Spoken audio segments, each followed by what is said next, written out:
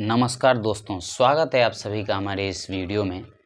आज हम कर्मयोग बुक जो है, जो कि स्वामी विवेकानंद के द्वारा जो लिखी गई किताब है, इस किताब का पहला चैप्टर, वैसे तो इस किताब को 8 भागों में बांटा गया है, 8 चैप्टर्स में, लेकिन आज जो हम पहला चैप्टर कर्म का चरित्र पर प्रभाव से शुरुआत करेंगे इस कर्मयोग किताब की।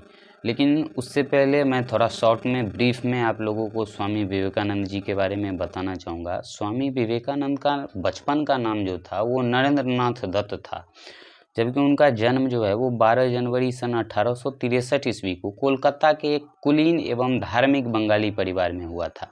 उन्होंने बात करें उनकी शिक्षा की, उनकी उच्च शिक्षा की, तो उन्होंने प्रेसिडेंसी कॉलेज से अपनी शिक्षा पूर्ण की। वे केवल महान संत ही नहीं अपितु देशभक्त, वक्ता, विचारक एवं महान लेखक भी थे। अंत में बात करें तो 4 जुलाई सन 1902 ईस्वी को उन्होंने ध्यानावस्था में ही महासमाधि ले ली।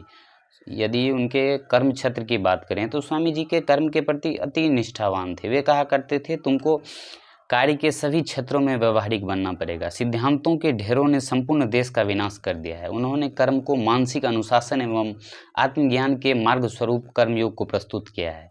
तो ये पुस्तक जो है, ये भगवत गीता के सार द्वारा स्वामी जी ने इस पुस्तक में कर्म को जीवन के मूल तत्व के रूप में व्याख्यात किया है। तो चलिए, आज से हम 8 वीडियो बनेंगे, इसके 8 भाग जो हैं, ये इस किताब को बांटा गया है। तो आज हम पहला चैप्टर से शुरुआत करेंगे। तो पहला चैप्टर जो है वो कर्म का चरित्र पर प्रभाव। तो चलिए शुरू करते हैं। कर्म शब्द जो है वो मूल रूप से क्री धातु से निकला है। क्री धातु का अर्थ है करना, जो कुछ किया जाता है वही कर्म है। इस शब्द का पारिभाषिक अर्थ कर्म फल भी होता है। दार्शनिक दृष्टि से यदि देखा जाए तो इसका अर्थ कभी कभी वे फल होते हैं जिनका कारण हमारे पूर्व क्रम रहते हैं, परंतु कर्मयोग में कर्म शब्द से हमारा मतलब केवल कार्य ही है। मानव जाति का चरम लक्ष्य ज्ञान लाभ है। प्राच्य दर्शन शास्त्र हमारे सम्मुख एकमात्र यही लक्ष्य रखता है। मनुष्य का अंतिम ध्येय सुख नहीं वरन ज्ञान है, क्योंकि सुख और आनंद का तो एक न एक दिन अंत हो ही जाता है। अतः यह मान लेना कि सुख ही चरम लक्ष्य है मनुष्य की भारी भूल है।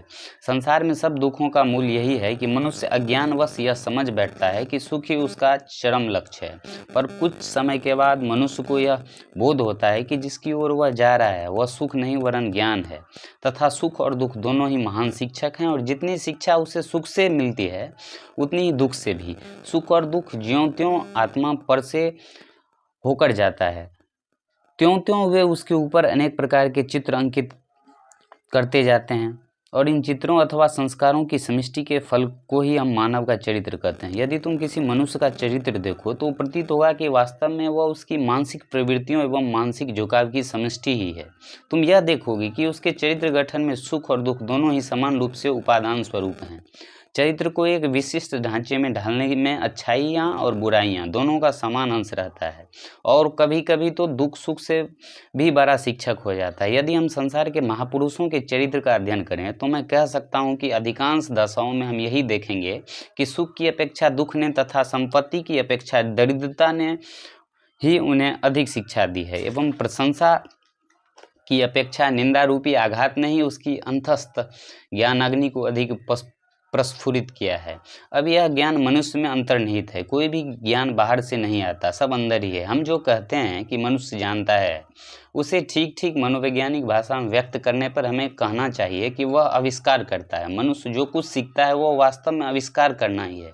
आविष्कार का अर्थ है मनुष्य का अपनी अनंत ज्ञान स्वरूप आत्मा के ऊपर से आवरण को हटा लेना। हम कहते हैं कि न्यूटन ने गुरुत्वाकर्षण का आविष्कार किया, तो क्या वह आविष्कार कहीं एक कोने में बैठा हुआ न्यूटन की प्रतीक्षा कर रहा था? नहीं, वह उसके मन में ही था। जब समय आया तो उसने उसे ढूंढ निकाला। संसार ने जो कुछ ज्ञान लाभ किया है वो मन से ही निकला है। विश्व का असीम पुस्तकालय तुम्हारे मन में ही विद्यमान है। बाह्य जगत तो तुम्हें अपने मन को अध्ययन में लगाने के लिए उद्दीपक तथा सहायक विषय तुम्हारा मन ही है। सेब का गिरना न्यूटन के लिए उद्दीपक कारण स्वरूप हुआ, और उसने अपने मन का अध्ययन किया। उसने अपने मन में पूर्व से स्थित भाव श्रृंखला की कड़ियों को एक बार फिर से व्यवस्थित किया तथा उनमें एक नई कड़ी का आविष्कार किया। उसी को हम गुरुत्वाकर्षण का नियम कहते हैं, लॉ ऑफ ग्रेविटेशन। यह न तो सेब में था और न ही पृथ्वी के केंद्र में स्थित किसी अन्य वस्तु में ही। अतएव समस्त ज्ञान, चाहे वो व्यवहारिक हो अथवा पारमार्थिक, मनुष्य के मन में ही निहित है। बहुधा यह प्रकाशित न होकर ढका रहता है और जब आवरण धीरे धीरे हटता जाता है तो हम कहते हैं कि हमें ज्ञान हो रहा है। ज्यों-ज्यों इस आविष्करण की क्रिया बढ़ती जाती है, त्यों-त्यों हमारे ज्ञान की वृद्धि होती जाती है। जिस मनुष्य पर से यह आवरण उठता जा रहा है वह अन्य व्यक्तियों की अपेक्षा अधिक ज्ञानी है, और जिस मनुष्य पर यह आवरण तह तह पर पड़ा है वह अज्ञानी है। जिस मनुष्य पर से यह आवरण बिल्कुल चला जाता है वह सर्वज्ञ पुरुष कहलाता है। अतीत में कितने ही सर्वज्ञ पुरुष हो चुके हैं और मेरा विश्वास है कि अब भी बहुत से होंगे। आगामी युगों में भी ऐसे असंख्य पुरुष जन्म लेंगे। जिस प्रकार एक चकमक पत्थर के टुकड़े में अग्नि निहित रहती है, उसी प्रकार मनुष्य के मन में ज्ञान रहता है। उद्दीपक कारण घर्षण स्वरूप ही उस ज्ञानाग्नि को प्रकाशित कर देता है। ठीक ऐसा ही हमारे समस्त भावों और कार्यों के संबंध में भी है। यदि हम शांत होकर स्वयं का अध्ययन करें तो प्रतीत होगा कि हमारा हंसना, रोना, सुख, दुख, हर्ष, विषाद, हमारी शुभकामनाएं एवं श्राप, स्तुति और निंदा, ये सब हमारे मन के ऊपर बहिर्जगत के अनेक घात प्रतिघात के फलस्वरूप उत्पन्न हुए हैं, और हमारा वर्तमान चरित्र इसी का फल है। ये सब घात प्रतिघात मिलकर कर्म कहलाते हैं। आत्मा की अभ्यांतरिक अग्नि तथा उसकी अपनी शक्ति एवं ज्ञान को बाहर प्रकट करने के लिए जो मानसिक अथवा भौतिक घात उस पर पहुंचाए जाते हैं वही कर्म है। यहाँ कर्म शब्द का उपयोग व्यापक रूप में किया गया है। इस प्रकार हम सब प्रतिक्षण ही कर्म करते रहते हैं। मैं तुमसे बातचीत कर रहा हूँ, यह कर्म है। तुम सुन रहे हो, यह भी कर्म है। हमारा सांस लेना चलना आदि भी कर्म है। जो कुछ हम करते हैं वह शारीरिक हो अथवा मानसिक ही, सब कर्म में ही आता है और हमारे ऊपर वह अपना चिन्हन अंकित कर जाता है।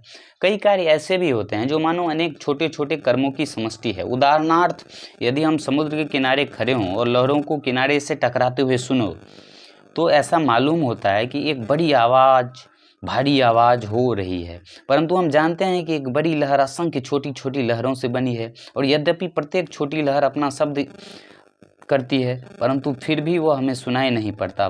पर ज्यों ही ये सब शब्द आपस में मिलकर एक हो जाते हैं त्यों ही हमें बड़ी आवाज़ सुनाई देती है। इसी प्रकार हृदय की प्रत्येक धड़कन से कार्य हो रहा है। कई कार्य ऐसे होते हैं जिनका हम अनुभव करते हैं, वे हमारे इंद्रिय ग्राह्य हो जाते हैं, पर साथ ही वे अनेक छोटे छोटे कर्मों के समष्टि रूप हैं। यदि तुम सचमुच किसी मनुष्य के चरित्र को जानना चाहते हो तो उसके बड़े कार्यों पर से उसकी जांच मत करो। एक मूर्ख भी किसी विशेष अवसर पर बहादुर बन जाता है। मनुष्य के अत्यंत साधारण कार्यों की जांच करो, और असल में वे ही ऐसी बातें हैं जिनसे तुम एक महान पुरुष के वास्तविक चरित्र का पता लगा सकता है और आप लगा सकते हो। आकस्मिक अवसर तो छोटे से छोटे मनुष्य को भी किसी न किसी प्रकार का बड़प्पन दे देते हैं, परंतु वास्तव में बड़ा तो वही है जिसका चरित्र सदैव और सब अवस्थाओं में महान रहता है। मनुष्य का जिन शक्तियों के साथ संबंध आता है उनमें से कर्मों की वह शक्ति सबसे प्रबल है जो मनुष्य के चरित्र गठन पर प्रभाव डालती है। मनुष्य तो मानो एक प्रकार का केंद्र है और वह संसार की समस्त शक्तियों को अपनी ओर खींच रहा है तथा इस केंद्र में उन सारी शक्तियों को आपस में मिलाकर उन्हें फिर से एक बड़ी तरंग के रूप में बाहर भेज रहा है। यह केंद्र ही प्रकृत मानव आत्मा है। यह सर्वशक्तिमान तथा सर्वज्ञ है और समस्त विश्व को अपनी ओर खींच रहा है।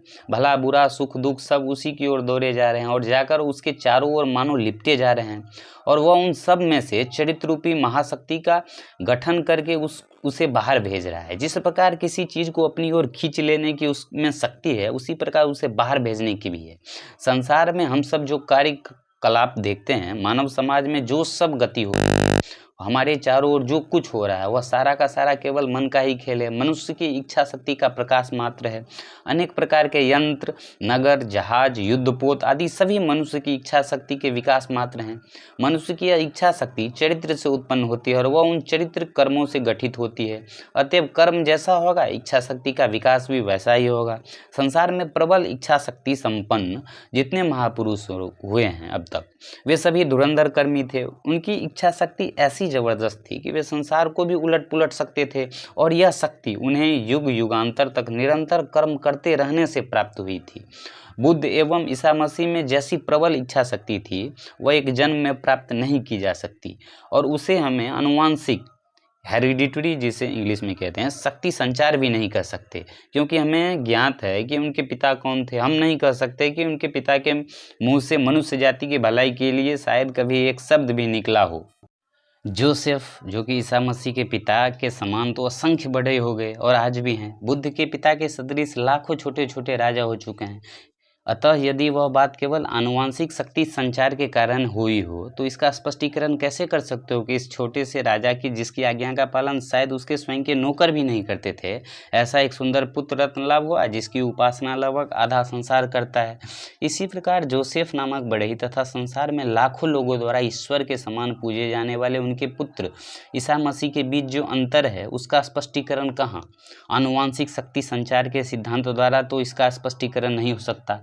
बुद्ध और ईसा इस विश्व में जिस महाशक्ति का संचार कर गए वो आई कहाँ से? उस महान शक्ति का उद्भव कहाँ से हुआ? अवश्य युगों युगांतर से वह स्थान में हो रही होगी और क्रमशः प्रबलतर होते होते अंत में बुद्ध तथा ईसा मसीह के रूप में समाज में प्रकट हो गई और आज तक चली आ रही है। यह सब कर्म द्वारा ही नियमित होता है। यह सनातन नियम है कि जब तक कोई मनुष्य किसी वस्तु का उपार्जन न करे तब तक वह उसे प्राप्त नहीं हो सकती। संभव है कभी कभी हम इस बात को न माने, परंतु आगे चलकर हमें इसका दृढ़ विश्वास हो जाता है।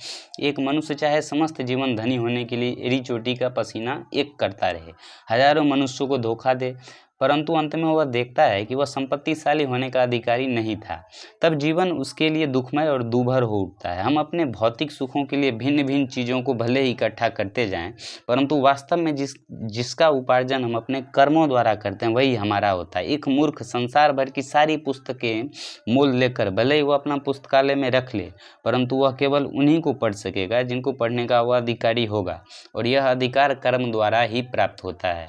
हम किसके अधिकारी हैं, हम अपने भीतर क्या क्या ग्रहण कर सकते हैं, इस सब का निर्णय कर्म द्वारा ही होता है। अपनी वर्तमान अवस्था के जिम्मेदार हम ही हैं और जो कुछ हम होना चाहें उसकी शक्ति भी हम में ही है। यदि हमारी वर्तमान अवस्था हमारे ही पूर्व कर्मों का फल है तो यह निश्चित है कि जो कुछ भी हम भविष्य में होना चाहते हैं वो हमारे वर्तमान कार्यों द्वारा ही निर्धारित किया जा सकता है। अतएव हमें यह जान लेना आवश्यक है कि कर्म किस प्रकार किए जाएं। संभव है कि तुम कहो कि कर्म करने की शैली जानने से क्या लाभ। संसार में प्रत्येक मनुष्य किसी न किसी प्रकार से तो काम करता ही रहता है, परंतु यह भी ध्यान रखना चाहिए कि शक्तियों का निरर्थक क्षय भी कोई चीज होती है। गीता का कथन है, कर्मयोग का अर्थ है कुशलता से अर्थात वैज्ञानिक प्रणाली से कर्म करना। कर्मानुष्ठान की विधि ठीक ठीक जान लेने से मनुष्य को श्रेष्ठ फल प्राप्त हो सकता है। यह स्मरण रखना चाहिए कि समस्त कर्मों का उद्देश्य है मन के भीतर पहले से ही स्थित शक्ति को प्रकट कर देना, आत्मा को जागृत कर देना। प्रत्येक मनुष्य के भीतर पूर्ण शक्ति और पूर्ण ज्ञान विद्यमान है। भिन्न भिन्न कर्म इन महान शक्तियों को जागृत करने तथा बाहर प्रकट कर देने में साधन मात्र है। मनुष्य जो है वो नाना प्रकार के हेतु कार्य किया करता है, क्योंकि बिना हेतु के कार्य हो ही नहीं सकता। कुछ लोग यश चाहते हैं और वे यश के लिए काम करते हैं, दूसरा पैसा चाहते हैं और वे पैसे के लिए काम करते हैं, फिर कोई अधिकार प्राप्त करना चाहता है वह अधिकार के लिए काम करते हैं, कुछ और स्वर्ग पाना चाहते हैं वे उसी के लिए प्रयत्न करते हैं, फिर कुछ लोग अपने बाद में अपना नाम छोड़ जाने के इच्छुक होते हैं। चीन देश में प्रथा है कि मनुष्य की मृत्यु के बाद ही उसे उपाधि दी जाती है। किसी ने यदि बहुत अच्छा कार्य किया तो उसके मृत पिता अथवा पितामह को कोई सम्मानीय उपाधि दे दी जाती है। कुछ लोग उसी के लिए यत्न करते हैं। विचार करके देखने पर यह प्रथा हमारे यहाँ की अपेक्षा अच्छी ही कही जा सकती है। इस्लाम धर्म के कुछ संप्रदायों के अनुयायी इस बात के लिए आजन्म काम करते रहते हैं कि मृत्यु के बाद उनकी एक बड़ी कब्र बने। मैं कुछ ऐसे संप्रदायों को जानता हूँ जिनमें बच्चे के पैदा होते ही उसके लिए एक कब्र बना दी जाती है, और यही उन लोगों के अनुसार मनुष्य का सबसे जरूरी काम होता है कि जिसकी कब्र जितनी बड़ी और सुंदर होती है वह उतना ही अधिक सुखी समझा जाता है। कुछ लोग प्रायश्चित के रूप में कर्म किया करते हैं, अर्थात अपने जीवन भर अनेक प्रकार के दुष्ट कर्म कर चुकने के बाद एक मंदिर बनवा देते हैं अथवा पुरोहितों को कुछ धन दे देते हैं जिससे कि वे उनके लिए मानो स्वर्ग का टिकट खरीद देंगे। वे सोचते हैं कि बस इससे रास्ता साफ हो गया, अब हम निर्विघ्न चले जाएंगे। इस प्रकार मनुष्यों को कार्य में लगाने वाले बहुत से उद्देश्य रहते हैं, ये उनमें से कुछ हुए। अब कार्य के लिए ही कार्य, इस संबंध में हम कुछ आलोचना करें। प्रत्येक देश में कुछ ऐसे नवरत्न होते हैं जो केवल कर्म के लिए ही कर्म करते हैं। वे नाम यश अथवा स्वर्ग की भी परवाह नहीं करते, वे केवल इसलिए कर्म करते हैं कि उससे दूसरों की भलाई होती है। कुछ लोग ऐसे भी होते हैं जो और भी उच्चतर उद्देश्य लेकर गरीबों के प्रति भलाई तथा मनुष्य जाति की सहायता करने के लिए अग्रसर होते हैं, क्योंकि भलाई में उनका विश्वास है और उसके प्रति प्रेम है। देखा जाता है कि नाम तथा यश के लिए किया गया कार्य बहुधा शीघ्र फलित नहीं होता है। ये चीज़ें तो हमें उस समय प्राप्त होती है जब हम वृद्ध हो जाते हैं और ज़िंदगी की आखिरी घड़ियां गिनते रहते हैं। यदि कोई मनुष्य निस्वार्थता से कार्य करे तो क्या उसे कोई फल प्राप्त नहीं होती? असल में तो सभी उसे सर्वोच्च फल की प्राप्ति होती है और सच पूछा जाए तो निस्वार्थता अधिक फलदायी होता है, पर लोगों में इसका अभ्यास करने का धीरज नहीं रहता। व्यावहारिक दृष्टि से भी यह अधिक लाभदायक है। प्रेम, सत्य तथा निस्वार्थता नीति संबंधी अलंकारिक वर्णन मात्र ही नहीं है, वे तो हमारे सर्वोच्च आदर्श हैं, क्योंकि वे शक्ति की महान अभिव्यक्ति है। पहली बात यह है कि यदि कोई मनुष्य 5 दिन, उतना क्यों 5 मिनट भी बिना भविष्य का चिंतन किए, बिना स्वर्ग नरक या किसी के संबंध में सोचे निस्वार्थता से काम कर सके तो वह एक महापुरुष बन सकता है। यद्यपि इस कार्य रूप में परिणत करना कठिन है, फिर भी अपने हृदय के अंतःस्थल से हम इसका महत्व समझते हैं और जानते हैं कि इसमें क्या भलाई होती है। यह शक्ति की महत्तम अभिव्यक्ति है। इसके लिए प्रबल संयम की आवश्यकता है। अन्य सब बहिर्मुखी कर्मों की अपेक्षा इस आत्म संयम में शक्ति का अधिक प्रकाश होता है। एक 4 घोड़ों वाली गाड़ी उतार पर बड़ी आसानी से धड़धड़ाती भी आ सकती है अथवा सही घोड़ों को रोक सकता है। इन दोनों में अधिक शक्ति का विकास किसमें होता है? घोड़ों को छोड़ देने में अथवा उन्हें रोकने में? एक तोप का गोला हवा में काफ़ी दूर तक चला जाता है और फिर आगे गिर पड़ता है, परंतु दूसरा दीवार से टकराकर रुक जाने से उतनी दूर नहीं जा सकता, पर उसे टकराने से बड़ी आग सी निकलती है। इसी प्रकार मन की सारी बहिर्मुखी गति किसी स्वार्थपूर्ण उद्देश्य की ओर दौड़ते रहने से छिन्न भिन्न होकर बिखर जाती है। वह फिर तुम्हारे पास लौटकर तुम्हारे शक्ति विकास में सहायक नहीं होती, परंतु यदि उसका संयम किया जाए तो उससे शक्ति की वृद्धि होती है। इस आत्म संयम से एक महान इच्छा शक्ति का दुर्भाव होता है। वह एक ऐसे चरित्र का निर्माण करता है जो जगत को अपने इशारे पर चला सकता है। अज्ञानियों को इस रहस्य का पता ही नहीं रहता, परंतु फिर भी वह मनुष्य जाति पर शासन करने को इच्छुक रहते हैं। एक अज्ञानी पुरुष भी यदि धीरज रखे तो समस्त संसार पर शासन कर सकता है। यदि वह कुछ वर्षों तक धीरज रखे तो अपने इस अज्ञान सुलभ जगत शासन के वो भाव को संयत कर ले तो वो इस भाव के समूल नष्ट होते हुए संसार पर शासन कर सकेगा। परंतु जिस प्रकार कुछ पशु अपने से 2-4 कदम आगे कुछ नहीं देख सकते, इसी प्रकार हम में से अधिकांश लोग भविष्य के बारे में नितांत और दूरदर्शी होते हैं। हमारा संसार मानो एक क्षुद्र वर्तुल सा होता है, हम बस उसी में आबद्ध रहते हैं। हमें दूरदर्शिता के लिए धैर्य नहीं रहता और इसलिए हम दुष्ट और नीच हो जाते हैं। यह हमारी कमजोरी है, शक्तिहीनता है। अत्यंत सामान्य कर्मों को भी घृणा की दृष्टि से नहीं देखना चाहिए। जो मनुष्य कोई श्रेष्ठ आदर्श नहीं जानता उसे स्वार्थ दृष्टि से ही नाम यश के लिए ही काम करने दो, परंतु यह आवश्यक है कि प्रत्येक मनुष्य को उच्चतर ध्येयों की ओर बढ़ने तथा उन्हें समझने का प्रबल यत्न करते रहना चाहिए।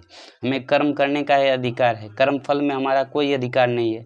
कर्म फलों को एक ओर रहने दो, उनकी चिंता हमें क्यों हो।